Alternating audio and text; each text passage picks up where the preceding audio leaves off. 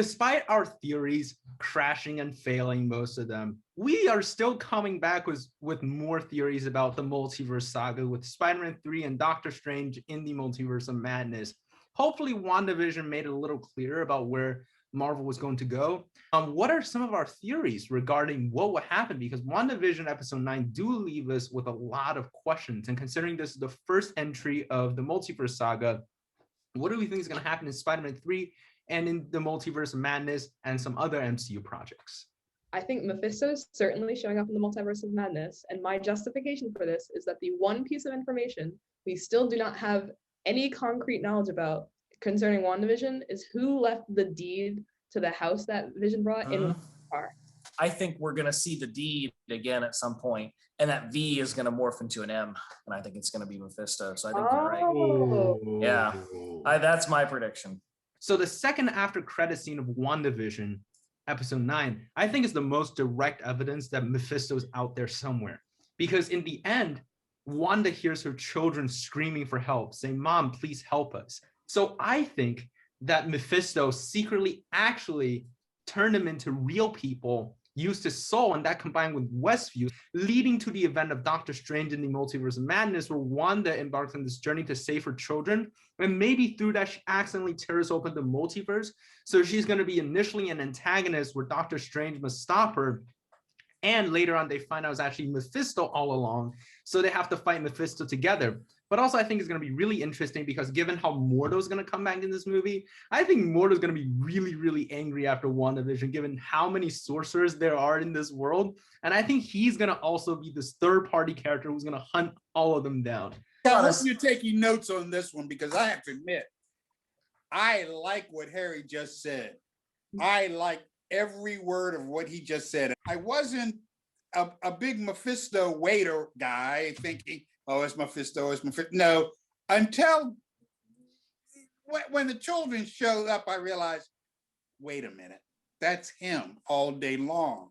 And this multiverse breaking it up, right? Because, you know, Stephen Strange is the good guy, period. Always is, always will be, even though he's a jerk. And when Agatha said to him, or said to her, you know, you might be the villain or something to that effect. You might be the villain. She goes, well, maybe I like being the villain. I don't know. I guess I'm with you on that. She will somehow cause the multiverse to become unstable and unfortunately have various characters slip in between, and somebody has to fix that. And that's what Strange will have to do. I'm giving Harry 100% on that prediction myself. Write that down, Dr. Nick, please. I'm right. I've written it down. I'm writing endorsed by Ed. Yeah. Yeah. And it's also evidence that Marvel's continually alluding to Mephisto when Pietro or like fake Quicksilver calls the kids demon spawn in the Halloween episode. Ed called my son demon spawn when he was young.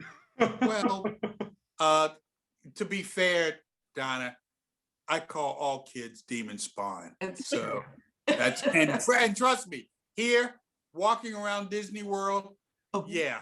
Professor Carnes, I do like to give credit to one of your theories last time when you said that Scarlet Witch and Wanda are two separate entities. I have a feeling that that's where they're going with, because when Agatha flipped open that book, you can see that picture of the Scarlet Witch energy, kind of like the Dark Phoenix energy in the Marvel Comics universe. So I think I kind of agree with you on that the Scarlet Witch and Wanda are two separate yet deeply interconnected entities. And I think it's interesting because Mephisto in the comics, this thing is all about stealing Wanda's hex powers. Maybe in the movie, you know, they're going to tweak that a little bit, saying he wants to steal that Scarlet Witch power and maybe become like the most powerful thing in the universe. That's actually a very scary threat if you think about it. And it makes sense because we've already seen, you know, the first magical being that encounters Wanda as her Scarlet Witch form tries to take that power. That's the first thing Agatha does. It says, give me that power. So I would like to add, maybe this is an addition, or maybe this is a separate theory, but My prediction is at some point we'll learn that she was really set up, that she was sent to Westview by Mephisto on, and going back to this idea that maybe that V will morph into an M. I can't get past what the note says. The note doesn't say, I love you. The note doesn't say we're going to build a home here. The note says to grow old in. That can be, a home that you built, or that can be a prison. A prison is another place you grow old. And so I really think we're going to get some backtracking on the events of WandaVision at some point. We're going to find out that Mephisto had a bigger role in all of this, I think. And Harry, I will add my endorsement to Ed's, Harry, that I think your theory makes a lot of sense, and we'll see a lot of these things happen. I love the idea of Mordo as a sort of like mini boss who's just there the whole time saying like, too many magicians. And I think actually I have one prediction, which is that he's going to get some official support from government somewhere along the way, or that there'll be some, he won't be operating as a lone wolf character anymore, because he'll be able to mobilize powerful actors against the magicians. He's going to say, just as in the X-Men, people say, look what the mutants have done. We need a mutant task force. We need sentinels. Mordo's going to say, look what magicians did. Wanda took over an entire town and enslaved all these people. And I think that's very much a conflict that we're going to see in the entirety of Phase 4, is that aftermath of the Sokovia Accords about the government versus these superheroes. Like, I know that Professor Carnes, in your research, there was a paper about the power dynamics between the government, the who has the power and who's the guardians, who guards the guardians. I think that's very much a theme that's going to go on. I think Falcon and Winter Soldier is going to delve really deep into that, to say who has the right to become a superhero and what really defines a superhero. And I think Mysterio also challenged that perception of what it means to be a hero. And what if, when that hero name is tarnished, how are heroes going to, clear their names, if you will? So I think that's something that's going to be really interesting going to Phase 4. Yeah, I love that. Yeah, I think going into Falcon and Winter Soldier especially, I'm really interested to see how the political landscape of the MCU has changed a little bit. Because as much as we talk about the Sokovia Accords, I feel like the snap has to have changed the dynamics of how that works. Because we now live in a world where, like, we saw in Spider-Man Far From Home that people are simply willing to accept that beings come from other dimensions and will pose a threat to major cities. So this has to have at least shifted some of the government's opinion about the nature of the Sokovia Accords. But people are still talking about them in universe as if they're still the law that's on the books. Well, as you all know, laws that are on the books aren't always enforced. Yeah, I think it's going to be interesting to see if we have more Sharon Carter roles from Civil War who are supposed to be part of the law enforcement, but they sympathize with these superheroes and they secretly break the law to help them. I think that's going to be a really, really interesting storyline that's going to happen on Earth while people fight over monsters and demons and aliens in the space and magic side of the MCU. I kind of wanted to bring our conversation back a little bit to the main storyline of the multiverse saga. So first of all, what do we think is going to happen in Spider-Man 3? Do we think that the Evan Peters thing is going to give us a clearer sense of how Jamie Foxx and Alfred Molina are going to come into the MCU? Or do we think that's a separate story that's going to be dealt differently in Spider-Man 3? No Way Home, now officially called Spider-Man No Way Home. No Way Home. I had no idea what to expect in this movie. I have no idea, except the multiverse is cracked. Which, and in my world too, if the multiverse is cracked, I want to see some Miles Morales. He has to be there. I wrote this theory on my Diff editorial post about what's going to happen in Spider-Man 3. I still stand by that because I feel like nothing in WandaVision contradicts that theory. So let me just run back into everything that the Spider-Man trilogy is left off of. So in Homecoming post-credit scene, Scorpion wants to know who Spider-Man is because he wants to kill Spider-Man. He's asking vultures, like, who is Spider-Man? So they're kind of assembling their own group right there. And in Spider-Man Far From Home, Mysterio revealed Spider-Man's identity. So it's only natural to assume that Scorpion knows Spider-Man's identity now too, and he's going to start his plan. The multiverse villains, for some reason, are going to come in to play. Alfred Molina, Jamie Foxx are going to come back from their respective universes. They're going to come in. And we don't see Andrew Garfield and Tobey Maguire in the first two acts of the movie. What are going to be the first two acts? In the comic books, there was a storyline where Peter Parker's real identity was revealed, and these villains were teaming up. and they were tearing everything down. They're going after his family. They're going after him. He was the most vulnerable and the most dangerous spot he was ever in. And I think that fits with the No Way Home, because there's really no one for him to rely on, because everybody's turning against him, and all his family are getting hunted down by these villains too. So in Act 2, first 2 acts, we're going to sit on our seat, edge of our seats. So we're going to see Alfred Molina, Jamie Foxx, Scorpion, Vulture, Mysterio. I don't think he's dead. And maybe somebody else, maybe Sandman, Thomas Hayden Church, maybe Willem Dafoe, Green Goblin, or someone else hunt Spider-Man down. And then Endgame style, Act 3, Tobey Maguire and Andrew Garfield find their way into the MCU, and we see a huge epic battle between all of our favorite Spider-Man characters. So there'll be more than one Spider-Man? I'm convinced, because Tom Holland was like, it's definitely not happening. But he said, if it's not happening, if it's happening, they would have told me about it. If he says something like that, it's definitely happening, I feel like. Also, it's quite probable that they simply did not tell him after how bad he is. Yeah, he's a loose cannon. Yes. He's a loose cannon. They probably just didn't tell him. Didn't they not tell him his line? Like, didn't they not give him lines in the final battle in Endgame and just told him, like, go just act like Spider-Man, and that's why he seems so goofy in that final battle? Yeah, I remember when before Infinity War came out, they were like, oh, he didn't even get anyone to like play the scenes with. He's like, I'm just speaking to air. I don't even know what's going on. In Endgame, he was like the funeral scene. Everybody told him it was a wedding scene. And he went out just like thinking he was gonna be a wedding scene. And then the director's like, nope, you're filming a funeral scene right here. For good reason, though, probably. Oh, yeah. He's literally a loose cannon. Yeah, he can't keep his mouth shut. Yeah.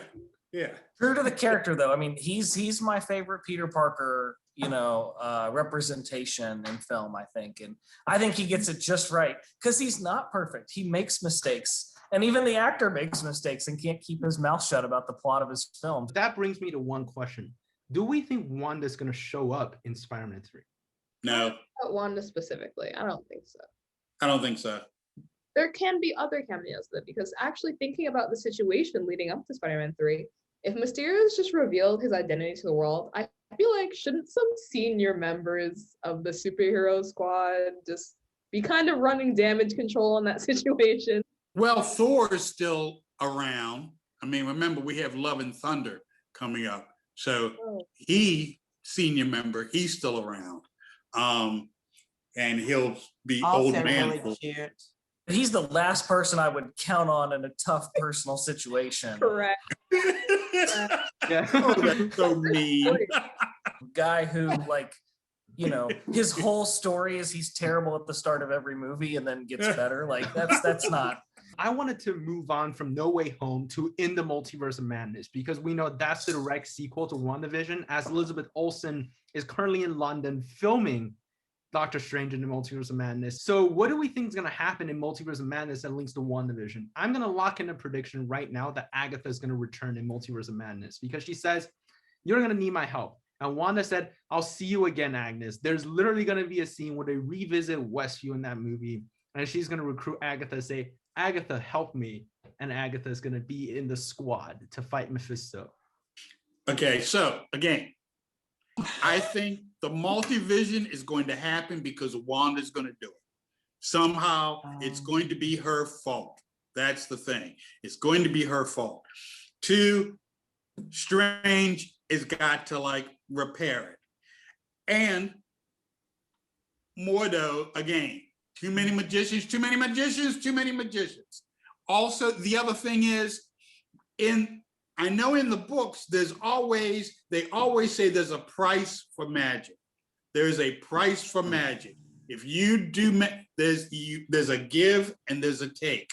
So I think the take is going to be the battle between Strange and Wanda, and maybe Agatha, who knows? On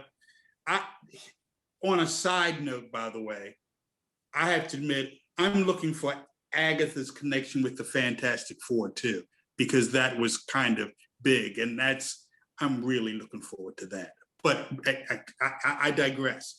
I think, so I'll say again, Wanda's going to cause the multiverse. She's going to crack everything open, and Steven is going to be the one to try to put it back. And Mordo's going to come there and complicate things the same damn way. Okay, this is not a theory. This is just a passing thought. That's probably not going to happen. But what do you think about Loki showing up in Multiverse of Madness? Oh! Movie. I think he's gonna show up. There's this really recent comic book just lingering in my mind where like Loki basically takes over the Sorcerer Supreme role for a very convoluted reason I won't explain right now. Yeah. But it's entirely possible. It seems like a sorcerer movie, so why not add just one more? Yeah, I think it makes a lot of sense because in Thor Ragnarok, they kind of set it up when Loki was challenging Doctor Strange, like, oh, you think you're a sorcerer or something like that. And then he's somewhere in the multiverse right now. He's in an alternate timeline right now, just causing trouble all over the multiverse. So it wouldn't surprise me at all if Loki has something to do with Multiverse of Madness. I think Multiverse of Madness is going to be the second Marvel Endgame, where it's going to be jam-packed with characters.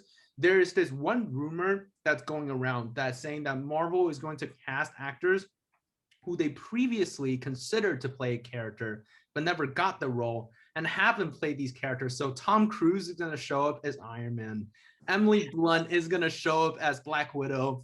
John Krasinski is going to show up as Captain America. And boom, there you go, into the Multiverse of Madness. Well, and Harry, we could get Tom Hiddleston as Thor. I mean, he originally auditioned for, the big guy. So, Donna, by the way, I'm so glad we're recording this because your face when Harry started rattling off those actors was really... Yeah, that was nice. That was priceless. Well, like, I didn't even know those guys were being considered for those. But I think about it like, so maybe there would be like the negative, I don't know, positive negative universe, and that those guys would be the negative. No, the negative zone is a whole other thing. Okay. But that, so if they met each other, I don't know, bad things would happen. I don't know. That actually is how the negative zone works. So you've actually developed an authentic Marvel storyline right there. But it's not going to be in the multiverse. I don't think they're going to do the negative zone yet. But I mean, 10 years from now, sure, they're going to. I mean, that's still great content. When we get the Fantastic Four, absolutely. They can fulfill our dashed hopes of the awful Fantastic Four movies that currently exist. No, they've never made a Fantastic Four movie, Olivia. It hasn't happened yet. You're right. You're right. Thank you, Nick. Thank you, Nick. Nope, it just hasn't been done. I hope someday we'll get a first Fantastic One day Four we'll see one. Yep, One day we'll see one. Well, I used to watch the original Incredible Hulk. It was like a sitcom sort of, or not a sitcom, but it was like Wonder Woman, that, and he was just like a mild-mannered guy that, Who do we think? I know we're very convinced that Mephisto is the villain of Doctor Strange in the Multiverse of Madness, but who do we actually think is the villain? I have 5 suspects. Number 1 is definitely Mephisto. Very close number 2 is Nightmare, because I think it's likely that they're going to go the Nightmare route because he was rumored to be the villain a long, long time ago. Third villain is obviously Wanda, if they don't redeem her and she somehow turns evil, but I don't think that they're going to do it again just because she kind of went through this whole arc in WandaVision. Fourth is Shuma Gorath, who appeared in the comics, who might appear in the movies, because, some people rumor that it's going to happen. And then number 5 is simply Mordo. What if it's just him trying to hunt the sorcerers down in this movie? So what do we think?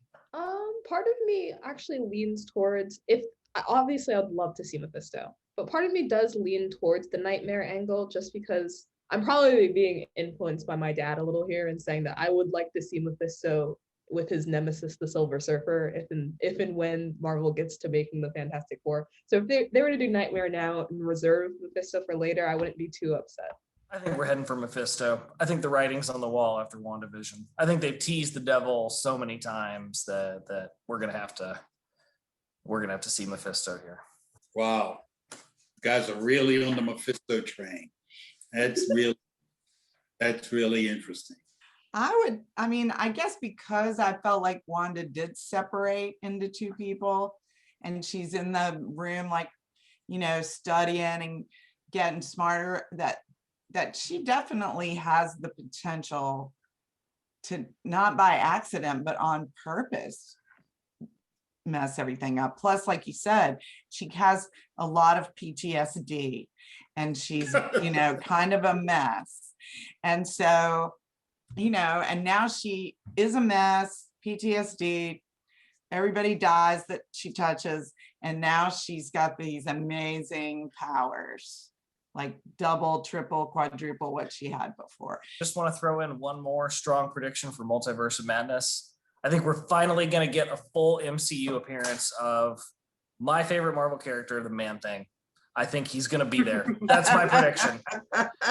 Whatever noosphere burns at the touch of the Man-Thing. So I think that's what we're going to really want some sort of swampy. It's a brilliant character. I don't know from Man-Thing. I don't know from. It doesn't even sound good. It doesn't. Guardian of the Nexus of all realities. The sort of reanimated body of scientist Ted Sallis. He was working on a super soldier formula, got combined with the shadowy elements of the swamp, and now he's the Man-Thing. So that's my prediction for Multiverse of Madness. We're going to get a post-credits scene where we see the nexus of all realities in the Everglades in Florida, and there lurking in the swamp will be two bright red eyes. Mark this down. If we see this, dinner's on me, okay? If we see this, dinner's on me. Man-Thing played by Keanu Reeves. That's perfect. Yeah. Actually, on a closing note, I do just want to make sure that I acknowledge that I'm actually very impressed with what they've done with just the character of Scarlet Witch in general in such a short amount of time. Even though she's appeared over a large number of movies, but she's never really been the main focus. So I think they really took advantage of the opportunity that they had with the show. And it's certainly a different situation than it is in the comics, because a lot of her character arc in the comics is, of course, tied to being Magneto's daughter. I mean, you have this whole sense of trauma with how she was raised and the associations that, and the way other people see her because of the situation. But I think they really managed to branch outside of that and still find a way to make her very compelling. So to close, I wanted to have the lock-in theory. So just like last time, let's just lock in some theories that we think definitively are going to happen. And I wanted to just be limited to No Way Home and in the Multiverse of Madness for now, since that's most directly linked to WandaVision.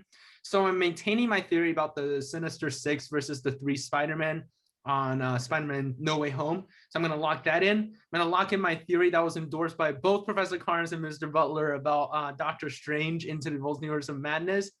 And let me see, I'm going to lock in another theory that I think we're going to get either Mephisto or Nightmare as the villain. I will lock in the theory about Loki possibly appearing in the Multiverse of Madness.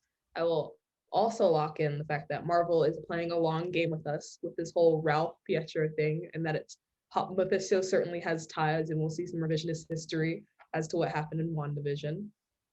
And that's it. I'm going to lock in that, again, I believe Wanda causes the multiverse to collide and break up, and she will be the bad guy. That's all I'm locking in for now. Thank you very much. There's no way I can lock in anything because I have no knowledge. I'm going to take my Man-Thing prediction one step further.